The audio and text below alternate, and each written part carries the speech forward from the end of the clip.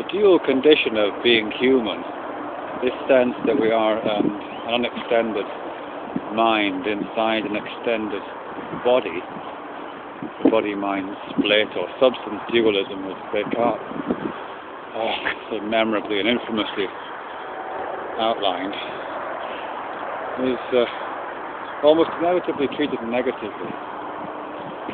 And in some ways it almost feels as if it's kind of relation to the Christian mythology of the fall. It's almost as if we are, because of this dual state that we are attributed as having, it seems a kind of fallen state. That whereas once we may have been totally united, body and mind, singular and whole and holistic, integrated, now we are no longer whole, we are dual, as if we've been thrown out of the garden of our own bodies. The sense of self that we have, the sense of ego, the I of oneself, doesn't feel like a physical I. It feels as if it's been plucked out and thrown out of that garden. And part of the mythology around the reunification of mind and body is of a kind of return to that relapsarian state of mind and body, perfect naked mind, living in harmony with the nature of the body in an inseparable holistic unity and singularity. Some of the language around practices for achieving some sort of facsimile of that non-duality, the Advaita, or the various versions of that within Vedic thought and in Buddhist thought and so on,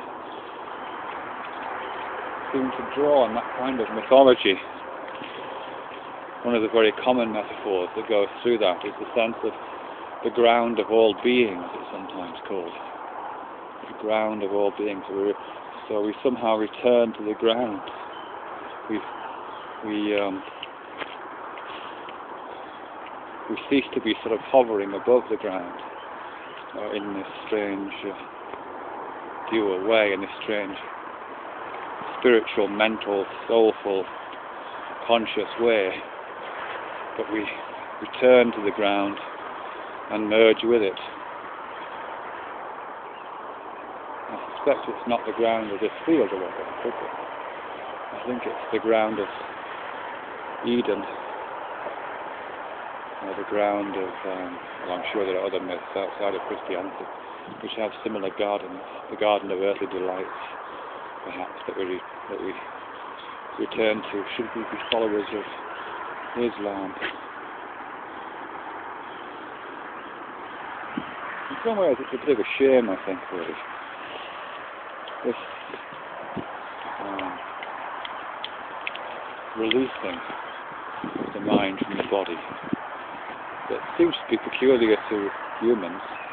Those dogs, my dogs, don't seem to have any release. They seem to live permanently in the ground of all being. That's what a prelapsarian creature looks like, I suspect. And they're great, and I wouldn't trade them for the world.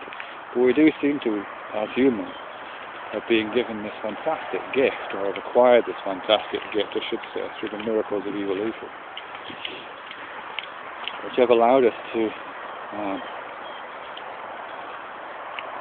think, really, outside of the box of our own heads, and place our thinking out there, and recognise our thinking taking place outside of that box, and have all sorts of variables that we can tinker with in that thinking, which would be completely unavailable to us if we were truly unified and we were truly united with the ground of all being.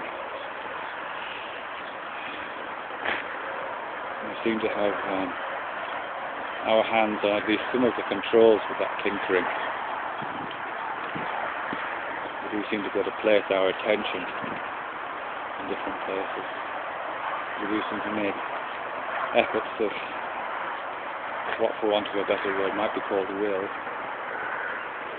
do things. We can learn exercises, practices and techniques for the realignment, reassignment of mind with different aspects of body and matter. We can commune with nature and commune with parts of nature, as well as communing with that part of nature which is our own frailty in our own bodies. It's a miraculous thing, really.